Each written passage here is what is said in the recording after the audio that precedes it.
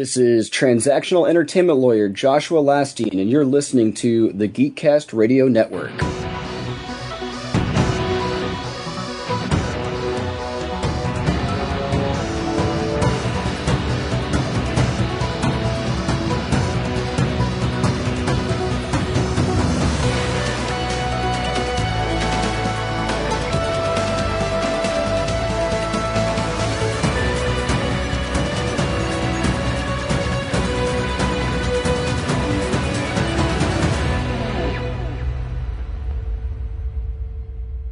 Welcome to the 345th episode of GeekCast Radio. Now, you may have heard me say that before, folks, but because I forgot to put numbers in the other episodes to keep track of it, because we generally don't put numbers in most of the time anymore in the titles. We do now on certain ones, but this is actually the 345th episode of GeekCast Radio. I'm, of course, Steve Jim and Mike. Joining me is Steve Megatron. Hello, sir. Yo. Or I should say, alrighty then. That's right. So this episode, folks, it was originally going to be an episode of Studio 2009, because when the Chaos Queen and I did our discussion on 1985's Once Bitten, starring Lauren Hutton, Jim Carrey, and others, I was doing research on Jim Carrey, because every movie we discuss on any of our podcasts that we do here at the GCRN, we always look at the actors and actresses and see what they've been in and whatever else. And boy, oh boy, was I wrong. Because I knew, as we all know, Jim Carrey, Ace Ventura, The Mask, Dumb and Dumber, Batman Forever, Cable Guy, Liar Liar, Truman Show, Simon Birch, etc., etc., etc. Basically, all of his movies from the 90s. Ace was his big breakout hit, obviously. What I didn't know was that Ace, Mask, and Dumb and Dumber are all 1994. So they are all 30 years old this year, but I didn't realize that. I thought they were staggered. Like, I thought Ace was 90. I knew Ace was 94 and Mask was 94. I thought Dumb and Dumber was like 90, late 95, early 96. It's not. So when we titled this, I was like, okay, let's talk about the breakout roles of Jim Carrey. Ace Ventura wears a mask and looks Dumb and Dumber. So yeah. And I'm like, yeah, Studio 2009 can't hold all of this awesomeness, and obviously I need, I can't hold all of this dumb. Yes, because it's so much dumber in GeekCast Radio. And I was like, oh, well, that's 3 movies, and that's 3 of Steve's movies, or at least 2. I don't know how you feel about Dumb and Dumber. We'll get to that. But basically, the genesis of the episode is his breakout roles happened in February, July, and December of 1 year. 1 year. Not 3 years, not 4 years, not 5 years. 1 freaking year. 3 blockbuster films. And the interesting, sad thing is, only 2 of them are in the top 10 from that year. Mask and Dumb and Dumber are in the top 10. Ace isn't, which is weird to me. So was Ace Ventura the first thing you had seen him in, or had you seen him as Fire Marshal Bill in Living Color on his TV stuff before? So I saw him in Liar Liar. Which is after all of this, but yes. Yeah. So, yeah, that's essentially what I saw him in, and I loved that film. However, I did see him in Dumb and Dumber, as well as The Mask, as well as Ace Ventura, right around the same time. Yeah. And honestly, my favorite out of them is, it's kind of a tie between The Mask and Ace Ventura, but Ace Ventura, I have to say, maybe not so much the first one, but the second one for sure. Is my favorite. I liked the second one just because he's driving a monster truck, and it's just weird in general. So yeah, I mean, I enjoyed it for other reasons, not because oh, look, the mother rhino's giving birth. Or, oh, look, it's bat guano. They lost me at bat guano. I'm like, I'm out. See ya. It's Chicago. And the song was funny though, because it would go, why-o, and then it'd go, Chicago. Mm-hmm. So it was just, I don't know. I remember seeing it on cable. Mm-hmm. It was on like TBS, and my dad, was cracking up laughing because it's like, oh, look, the mother rhino's giving birth. And he's just like, almost like what you would expect from like one of those old like Get Smart type things, or Yeah. But yeah, I mean, I like Ace Ventura. The first one's a little, it could never be made today. Oh no! Some of the jokes. I mean, neither could really Dumb and Dumber. I mean, Dumb and Dumber, they tried to make a sequel and it was crap. You kind of had gold with the first one. Like the second time just doesn't resonate. So, but yeah, I mean, but Ace Ventura was kind of my favorite out of those. I liked The Mask because superhero, anti-hero, whatever you want to call them. Yeah. But it was fun. I mean, they all were in their own way. And then it gave Jim Carrey a reason to scream in different voices. That's right. So, but like, you don't see this today. I mean, you don't see three of the biggest films released in the same year, unless they're superhero films. But even then, that's questionable, because it just depends on the superhero film, mostly Marvel probably, but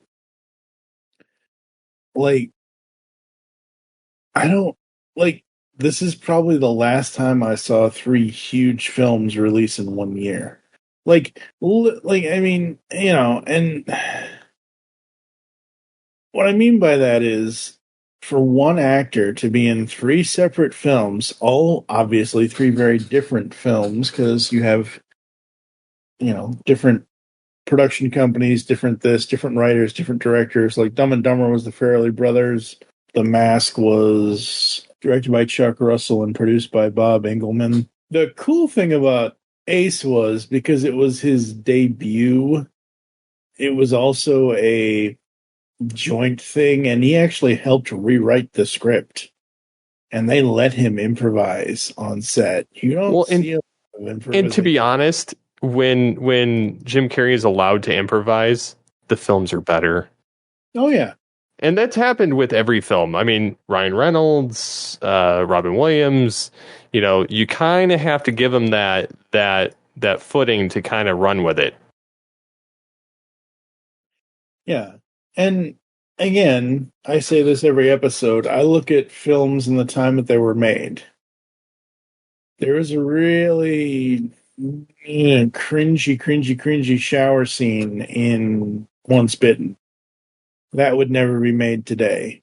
Ace Ventura would never be made today. However, looking at it in the lens of 30 years ago, it was hilarious. It still is hilarious, even though some of the jokes that would not be kosher today are bad.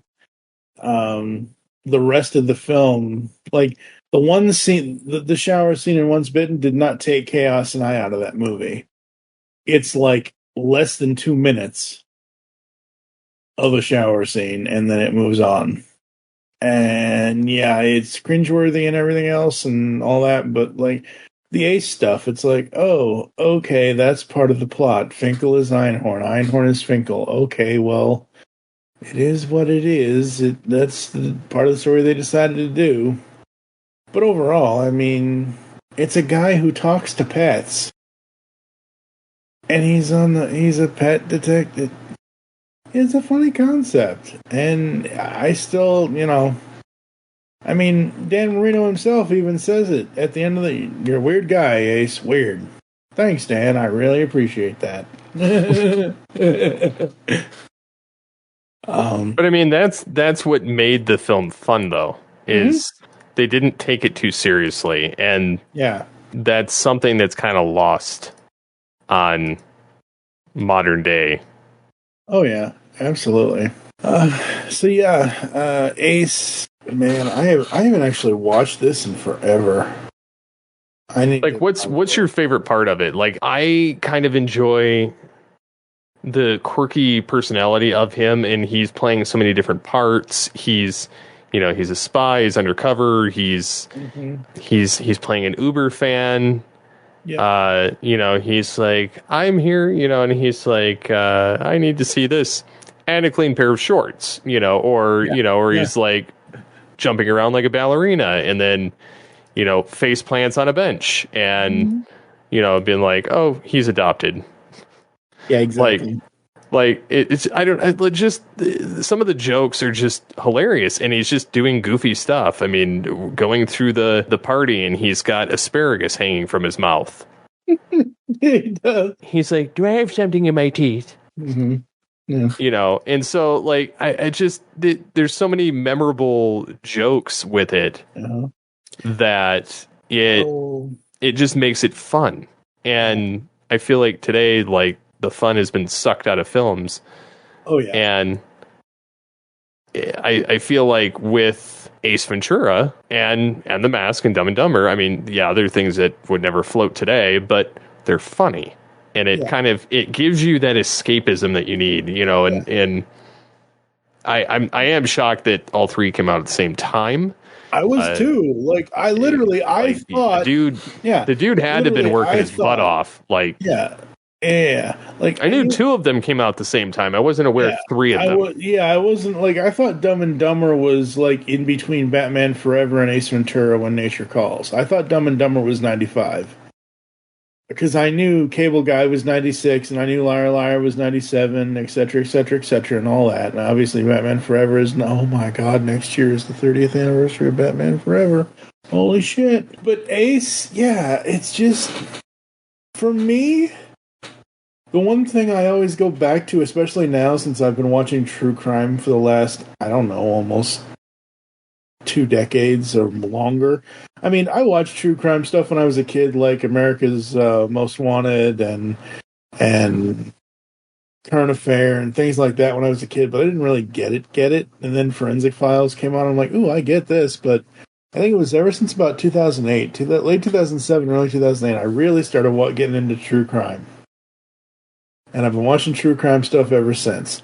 And I swear, every time any of these true crime shows where it's a hotel room or it's an apartment with a balcony, I'm like, if that ain't double pane glass, or if that is double pane glass, there's no... And the only thing I can hear is, wow, and it opens the door, closes the door.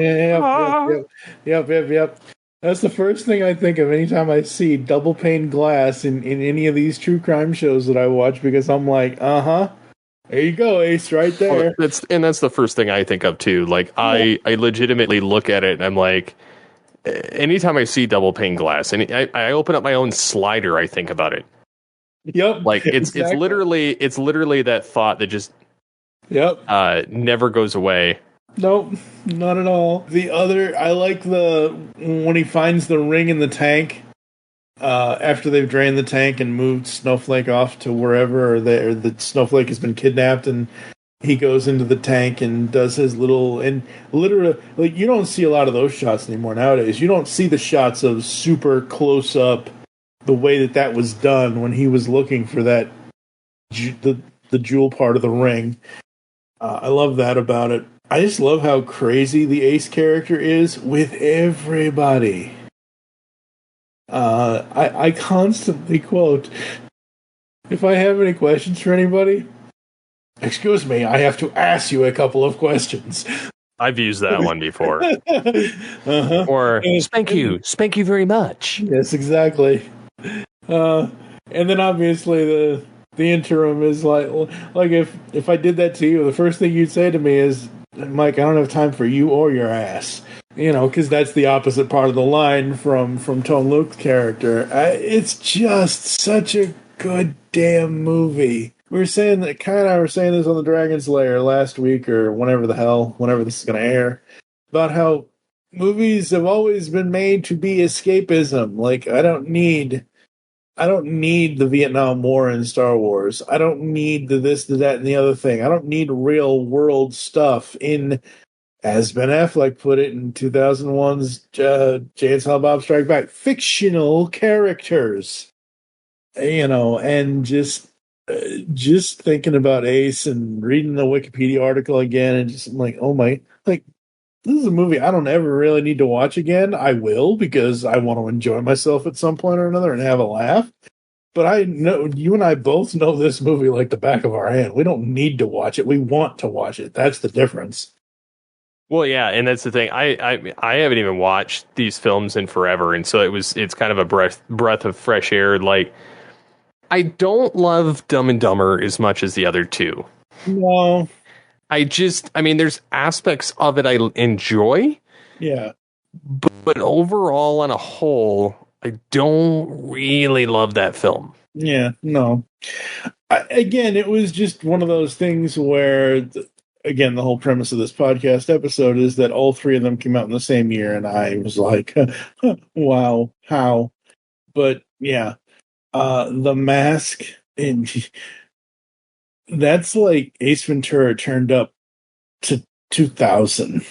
Well, it's like you took, and I kind of equate Stanley Ipkiss as kind of like the dorky, nerdy dude that finally gets his comeuppance, because he's watching cartoons, he's doing impressions, he's having fun, he's not invited to stuff because he's kind of a dork and kind of unsure of himself, and you kind of get that vibe too in his Liar Liar role, which came out a couple of years later, and he looks very similar, but this is him more like when he's kind of unsure of himself and he's kind of gullible, whereas like Liar Liar, he's kind of a dirtbag and kind of purposely trying to screw people over. So you get like kind of the opposite spectrum, but he kind of looks the same, so it gives this. But he's still able to play like the comedic part because obviously he can't lie in the one, and then in this one he's wearing the mask and able to kind of let loose, and then you get Ben Stein, and he's just like, well, we all wear masks, and he's like, no, you're not understanding, and he's trying to like put it on, but it doesn't work because it's during the day. Like, it's just, I don't know, it's just it's fun, and I really wish that he would have gotten the opportunity to do a second Mask film, although they kind of left his character off on a nice note that he kind of got everything he wanted and he chucked it because he didn't need it anymore. And then they had to make the Son of the Mask, which was a travesty. That movie doesn't exist. No, it doesn't. It was horrible and it was stupid. And I've heard rumors, I don't know how true they are, I've heard rumors that he may, like Jim Carrey's roughly talked about doing another Mask film or an Ace Ventura 3. Out of the options available, I would much rather see him as Ace Ventura once more. I think he should leave the mask alone. Dumb and Dumber 2, or Dumb and Dumber or whatever they called it, it was stupid and it didn't need to be made. And I feel like it was lightning in a bottle. Like Ace Ventura, I feel like could have been an easily a trilogy and just been left there. But the other two, I feel like should have just been standalone because that's all the legs that they had to run with. Whereas Ace, like he literally is a pet detective. Like there's literally a mission for him to do. Whereas the other two, there isn't. And so, but I did genuinely enjoy the films for what they were. Yeah, I mean, The Mask does kind of have a mission. He's kind of the superhero up against the mob, the former mob boss kind of thing. Because when the mob boss gets the mask, it's basically just straight up villainy. It's just evil kind of thing, and that's the point of the mask, is that it embodies the personality of the person. So embodying Stanley Ipkiss, this mild-mannered type person, Clark Kent type, he basically turns into Superman with a green face. kind of thing. The interesting thing to me about these three movies coming out in the same year, Ace had a budget of 15, it made $107.2 million. Mask had a budget of 18 to 23 million, it made $351.8 Oh, wow. $6 million. And then Dumb and Dumber had a budget of 17 million and made $247.3 million. So between the three of them, I don't know what Carrey's cut was, and I don't care. It's not that whatever. 351, 247, and 107. Let's just say close to $900 million or something like almost $1 billion between three movies. I mean, yeah, nowadays we have one movie like Avengers Endgame or whatever making $1 billion by itself, but I don't necessarily think that's a good thing, though. Like nowadays, having movies that make $1 billion, because it sets this precedent that unless it makes that much money, it's not good. And looking back at these films, yes, I mean, after inflation, they probably made double what they're showing, because this was like 30 years ago. Yeah. But they still resonated. They still did really well. I mean, they probably would have made $500 million easy. Yeah.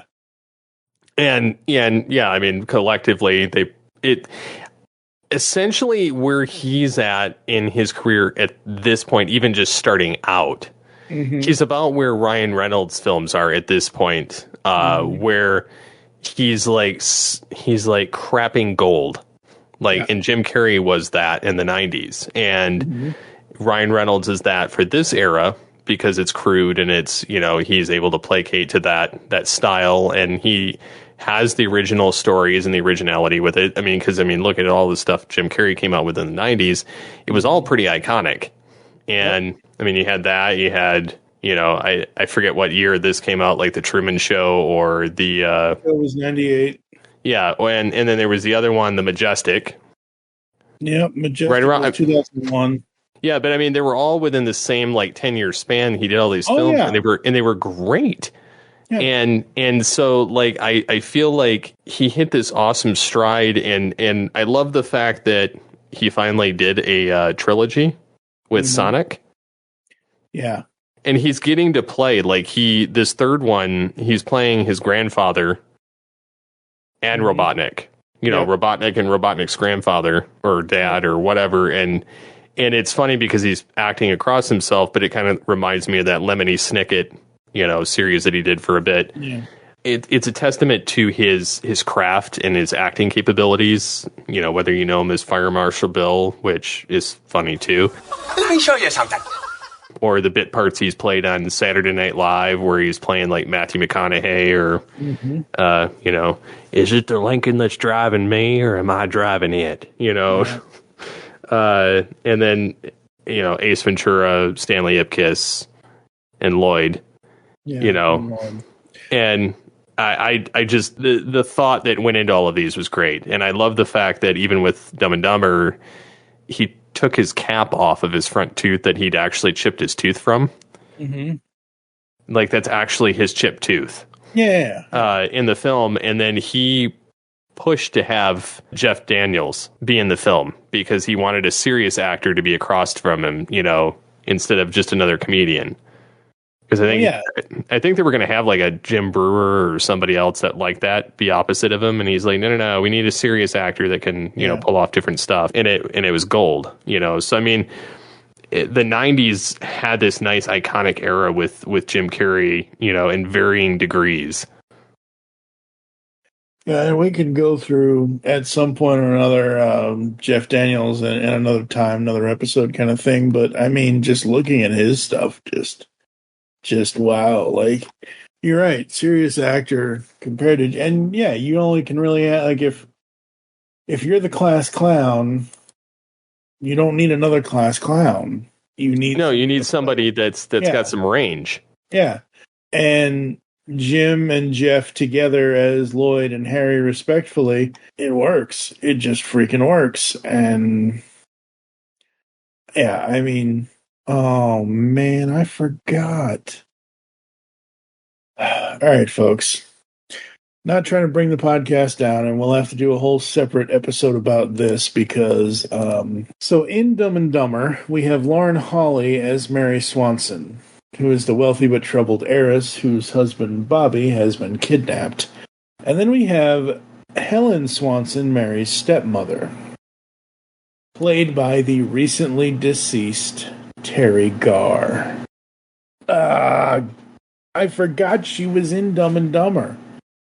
Because honestly, the only thing I remember Terry Garr from is she voiced Mrs. Mary McGinnis from Batman Beyond. Yep, I saw that.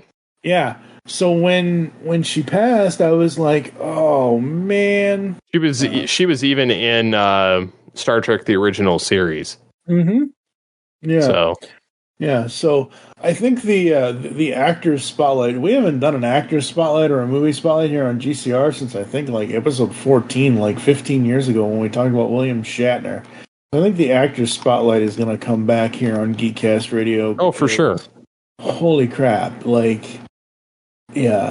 And it's not that we're looking into these people's lives. We're looking into the stuff that they created with what they wanted to do with their life, like becoming an actor or an actress and that kind of thing, and just remembering the cool stuff that they gave us in entertainment, which is very, very awesome. But yeah, no, out of the three of them, I would say Dumb and Dumber is my less watched of the three. I will watch Ace and Mask probably more than Dumb and Dumber, and Dumb and Dumber is not a bad movie.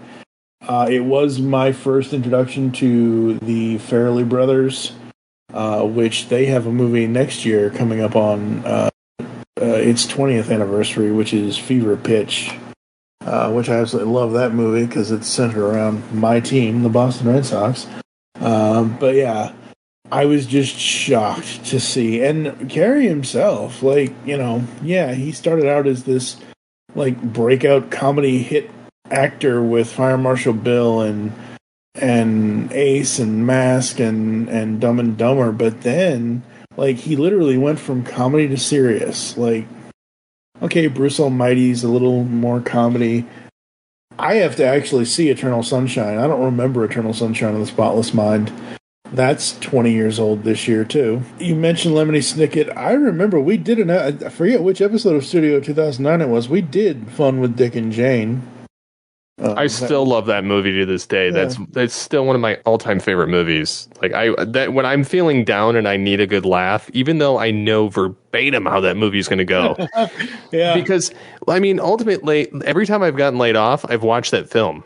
Because I'm like, essentially that happened with his character. Like he got downsized for no fault of his own. Like he's just a part of a business that's just not doing good. Mm-hmm. And so he gets cut and, you know, he's trying to scrape by and, of course, doing nefarious and, you know, illegal things to kind of keep his family afloat. But it's the wacky stuff that's going on in it. And it just, I don't know, it's just fun. And so I watch it and I'm just entertained the entire time, even though, like, I mean, it's clean. Yeah. And when he kind of went serious was after that, 2 years later, he would come back in The Number 23, the American psychological thriller film written by Finlay Phillips and directed by Joel Schumacher. Holy crap. His 23rd film, Jim Carrey stars as a man who becomes obsessed with the 23 Enigma once he reads about it in a strange book that seemingly mirrors his own life. We're doing a podcast on that at some point because I loved that movie. That's the kind of stuff I can handle. Like, I'm not really the big blood, guts, and gore kind of horror. I'm not the jump scare kind of the psychological thriller stuff as long as it's not too bad. And this one wasn't, like, literally, I'm looking at the poster to The Number 23 and it's got the movie title and it's got his face and it's all black and white. And I'm like, man, Ace, you really have grown up and a lot of shit has happened to you, because damn. But yeah, no, Jim Carrey, dude, just absolutely amazing. I just, yeah. And the Sonic movies, we are definitely going to be doing the Sonic movies at some point. I just got to wait the third one to hit whatever. I think it's probably going to hit Paramount Plus if it hasn't already. But yeah, I want to cover the Sonic movies at some point. Wow, 20. Now, see, that's the other thing about movies that I miss is that literally 3 Sonic movies over 6 years, 2020, 2022, and 2024. That's awesome. So, Jim Carrey, folks, he is an amazing person, an amazing actor. He's got a lot of other great roles as well. But 1994, 30 years ago, Ace Ventura, Pet Detective, The Mask, and Dumb and Dumber. I just can't get over they all came out in the same year. That is so freaking cool. Any final thoughts from you, sir, before I send it to an ad break? No, I think I'm good. I just, I really enjoyed reminiscing on Jim Carrey. Yeah. He's such a great actor. And, you know, so even some of the other stuff that we haven't talked about, like Me, Myself, and Irene and other things. He, like Fun with Dick and Jane, when we did that, like having him in that role alongside Téa Leoni as his wife, like just, I love watching Hollywood matchups to actors, to characters, to see how well they're going to play off of each other. Sometimes it works, sometimes it doesn't, but I think most every duo he's been a part of, it really has worked for the most part. So these ads, folks, that you're going to hear are other podcast ads that we advertise here on the network, and they're going to tell you something right after this. Hello, geeks and geekettes! Looking for a podcast that covers a vast array of topics? Then check out Altered Geek Unleashed, where we discuss our thoughts on this week's geeky news, tech, gaming, television shows, movies, cartoons, comics, and more. So, get altered, get geeky with the Altered Geeks, every Friday on the GeekCast Radio Network. Do you like the Transformers? Yes. Do you like the Teenage Mutant Ninja Turtles? Do you like IDW Comics? And comic book podcasts? Then come check out Ninjas and Bots. Each week we look at an issue of Transformers or Teenage Mutant Ninja Turtles from their IDW Comics incarnation. We drop episodes every Saturday morning. Just like the cartoons we loved as a kid. The show can be found on your favorite podcatcher and at johnreadscomics.com. See you then. Toycast is back. We are talking toys once more here on the GeekCast Radio Network's Toy and Action Figure podcast. From breaking into the display case to our toy topic talk and the brand new Origins in Toy collections, where we get guests to tell us their toy story of how they got into toy collecting. Toycast is the only toy podcast you will ever need. Find us on geekcastradio.com and any podcatching client you choose to use. Now go forth, transform and transcend your toy collecting today while listening to Toycast.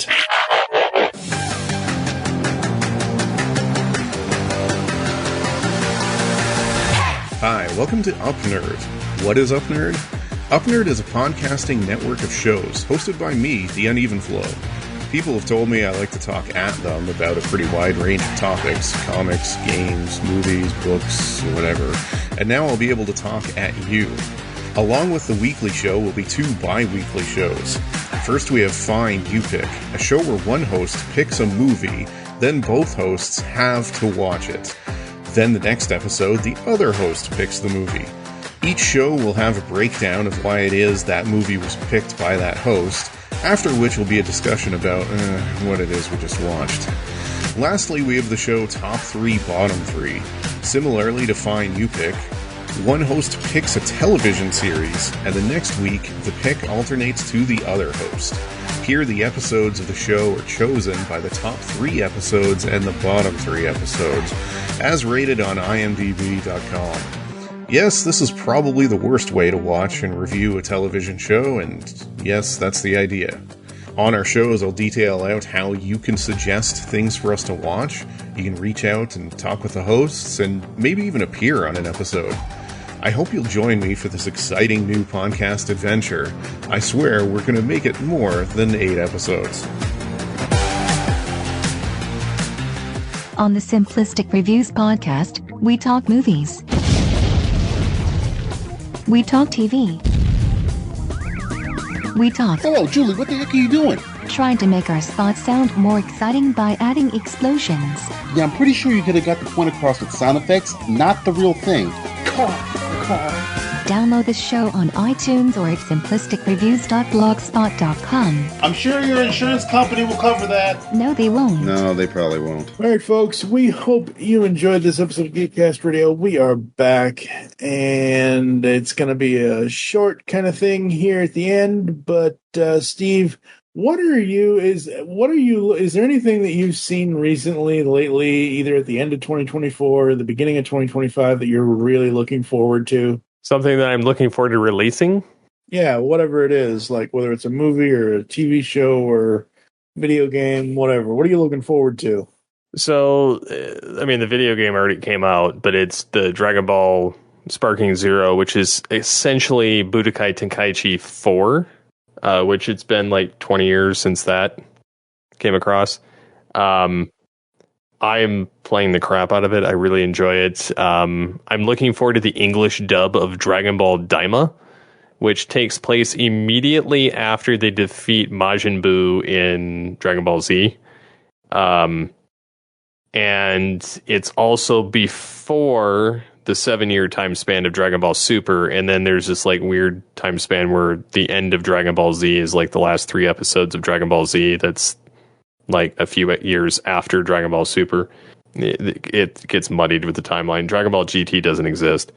It was not created by the original creator. But anyways, I'm waiting for the English dub of Daima to come out. I've been watching the subs, more so just because I'm nosy and want to know what's in it. And I'm going to enjoy it. I would prefer to watch it in English and not have to read it. Yep. But in addition to that, I'm waiting for Sonic 3. Yep. And there's not a whole...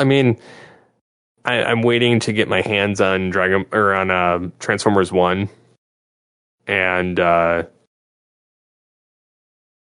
otherwise that's pretty much it, like for the year. As far as like media release content, like I'm kind of waiting for 2025 to see what's coming out. There's nothing really on streaming that I care about that's new. Mm-hmm. I am looking back towards physical media in some degrees because I've had 3 things ripped out from under me this past week. Oh no. On the digital side of things. So yeah. What was ripped out from under you this week? Yeah. So it's like the AI stuff, and then like the songs, and then the multiple TV shows I've gone to watch. So it's kind of sucked, but I would definitely recommend people this Black Friday going out and purchasing. Yes. But yeah. So otherwise, like I'm working on just podcast stuff for us, and like Dragon Ball. The Cyber Dragon Ball podcast, Altered Geek, and then some side podcasting stuff I'm kind of looking into. So, very cool, very cool. All right, folks, that's going to do it for us here on GeekCast Radio. For now, I have been TFU and Mike with Steve Megatron. Thank you for listening. Until next time, and unleash the geek in you. Alrighty then. You've just heard a podcast from the GeekCast Radio Network. If you enjoyed this discussion, head over to geekcastradio.com to check out this episode's post for more insights and links. Interact with the show, feedback at geekcastradio.com, or interact with us on X at GeekCast Radio and on Facebook at GeekCast Radio Network. Don't forget to subscribe to the GeekCast Radio Network of podcasts on your favorite podcatcher. So until next time, unleash